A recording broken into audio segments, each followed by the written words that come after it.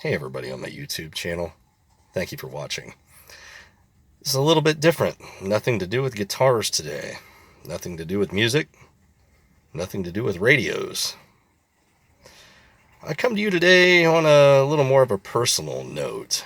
Those of you who knew me in actual life probably would remember that for more than a decade of my adult life, I was living what was once a career dream for me. I was a journalist. I worked in the profession of journalism. I worked in daily newspapers. I worked in radio stations. I even pioneered the first online news provider in Knox County, Ohio. I owned my own news operation at one time.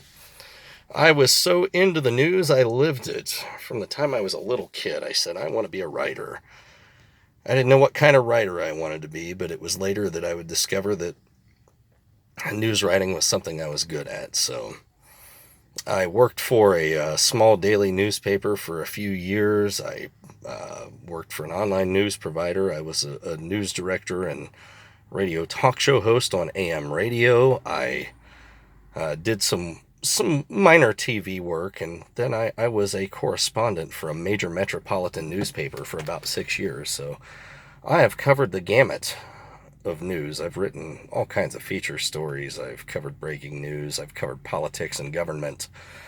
One of the things that I liked the most about that profession was that I always had free-flowing material. There was never any writer's block when you always have something new to write about. But it was a pretty simple premise. You stood in the middle in the news items that you covered. You didn't take a position. You didn't make unproven statements. You didn't make a statement that you couldn't back up easily by multiple sources. And I have been removed from the journalism profession now for the better part of a decade because I saw what it was becoming. We don't have journalism anymore. We have journalistic advocacy. We have a media that is in bed with government agencies, and I never thought I would see the day that it would deteriorate to that. Our job as journalists was to question basically anything the government told you. Skepticism was your gift. You questioned with veracity. You didn't take what they said gospel. If they told you the sky was blue, you checked to make absolutely sure, and you found some source to back it up. Nowadays, the government, the news media machine, and big technology, these big corporations, are all in bed together. And, to a degree, they always were, and it was unspoken, and it was denied. Now there's no denying it. What are we living in today where we have a media that, instead of being a government watchdog, it's a government protector? You have news media running interference for the government, and it's all about trusting these agencies. And you have government agencies paying money to news organizations and using influencers. I thought that we looked down upon nations that had propaganda ministries, and I thought that we as Americans were better than churning out propaganda. That's the part that's unbelievable to me. We have a propaganda ministry without it actually having a title, and we accept it, and we now have citizens that support it, that they're okay with this. Even the people that were supposedly down with the big corporations are now all of a sudden okay with the big corporations, the news media, and the government being all in bed together, and I've never seen anything like it.